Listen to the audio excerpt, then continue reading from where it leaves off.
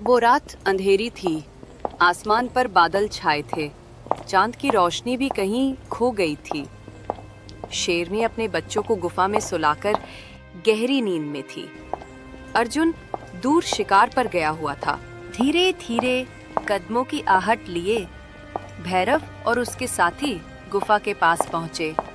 नन्हे शेर के बच्चे अपनी माँ की गर्म गोद में सोए थे। घना जंगल, चारों तरफ ऊंचे ऊंचे साल और सागौन के पेड़, सुबह की ठंडी हवाएं, पंछियों की चहचहाहट और सूरज की सुनहरी किरणें। इस जंगल का राजा था शेर अर्जुन। अपनी ताकत और न्यायप्रियता के लिए अर्जुन पूरे जंगल में प्रसिद्ध था। उसकी पत्नी शेरनी संध्या उतनी ही साहसी और स्नेही थी। उनके घर में हाल ही में 2 छोटे शेर के बच्चे पैदा हुए थे, नन्हे प्यारे मासूम। उनकी किलकारियों से पूरा जंगल गूंजता था। शेर अर्जुन और शेरनी संध्या अपने बच्चों पर जान छिड़कते थे। अर्जुन रोज शिकार करके लाता और संध्या अपने बच्चों को दूध पिलाकर उन्हें दुलारती। जंगल के और जानवर भी उन्हें देखकर खुश होते थे, क्योंकि वे जानते थे कि राजा का परिवार सुरक्षित है तो जंगल भी सुरक्षित रहेगा। लेकिन हर खुशी में कहीं न कहीं छिपा होता है एक साया। जंगल में सब अर्जुन का सम्मान करते थे, मगर कुछ जानवरों के दिल में उसके प्रति जलन भी थी, विशेषकर लकड़बग्घा भैरव। भैरव, अगर फिर चोरी करते पकड़ा गया तो सजा मिलेगी। भैरव नीचे नजर झुकाते हुए लेकिन अंदर से गुस्से में, हाँ महाराज। उस दिन से ही भैरव के दिल में नफरत का बीज पनप गया। उसने मन ही मन ठान लिया, एक दिन मैं इस शेर से बदला जरूर लूंगा। भैरव जानता था कि अर्जुन से सीधे भिड़ना उसके बस की बात नहीं, इसलिए उसने चालाकी से योजना बनाई। अगर मैं उसके बच्चों को चुरा लूं, तो ये शेर और शेरनी टूट जाएंगे। भैरव ने अपने 2 और साथियों गीदड़ टिल्लू और लोमड़ी नरगिस को साथ मिलाया। भैरव सुनो, अगर हम शेर के बच्चे चुरा ले तो जंगल में अफरा तफरी मच जाएगी। फिर अर्जुन का डर सबके दिल से निकल जाएगा। नरगिस थोड़ी डरी, लेकिन शेरनी बहुत सतर्क रहती है। भैरव डरपोक मत बनो, मैं योजना तैयार कर चुका हूँ। वो रात अंधेरी थी। आसमान पर बादल छाए थे। चांद की रोशनी भी कहीं खो गई थी। शेरनी अपने बच्चों को गुफा में सुलाकर गहरी नींद में थी। अर्जुन दूर शिकार पर गया हुआ था। धीरे धीरे कदमों की आहट लिए भैरव और उसके साथी गुफा के पास पहुंचे। नन्हे शेर के बच्चे अपनी माँ की गर्म गोद में सोए थे। नरगिस ने फुसफुसाकर कहा, भैरव जल्दी करो, वरना शेरनी जाग जाएगी। भैरव ने बच्चों में से एक को उठाया और अपने मुंह में दबा लिया। दूसरे को उठाने ही वाला था कि अचानक शेरनी संध्या की नींद खुल गई। उसने देखा उसके बच्चे को भैरव मुंह में दबाकर भाग रहा है। संध्या भयंकर गर्जना में, रुको! पूरा जंगल उसकी दहाड़ से कांप उठा। संध्या पागल होकर भागी। उसने नरगिस और टिल्लू को झपट्टा मारा।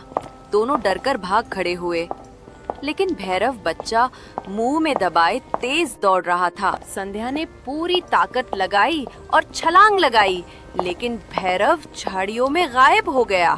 संध्या की आंखों से आंसू बह निकले। उसने जोर जोर से दहाड़ लगाई, मेरा बच्चा वापस दो!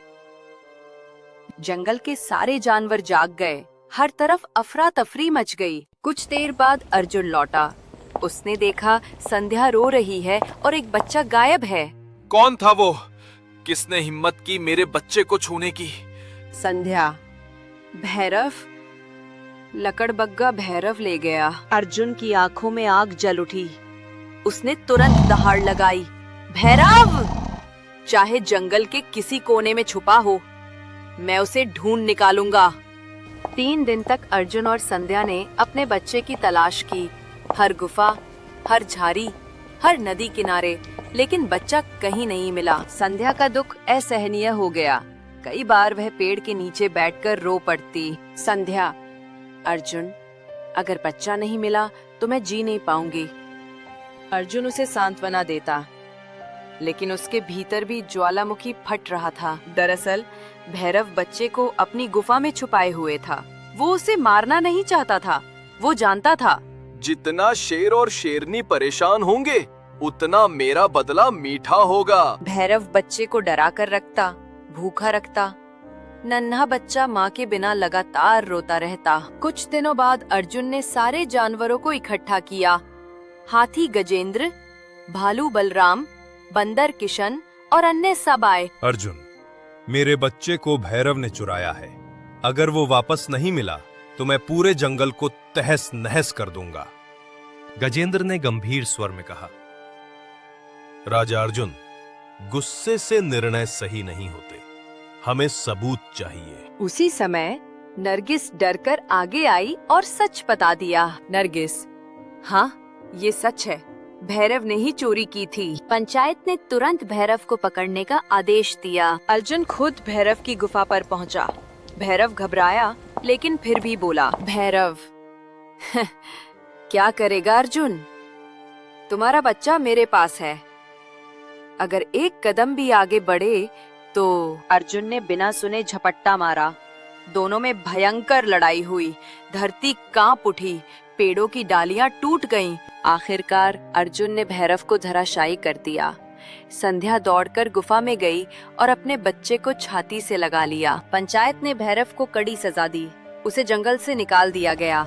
नरगिस और टिल्लू को चेतावनी देकर छोड़ दिया गया। अर्जुन और संध्या अपने बच्चों के साथ फिर से खुशहाल हो गए, लेकिन उन्होंने सबको समझाया, अर्जुन, ईर्ष्या और द्वेष सबसे बड़ा जहर है। ये रिश्ते, परिवार और जीवन सब छीन लेता है। संध्या, माँ बाप के लिए बच्चा सबसे अनमोल होता है। जो उसे छूने की कोशिश करेगा, उसका अंजाम हमेशा बुरा होगा।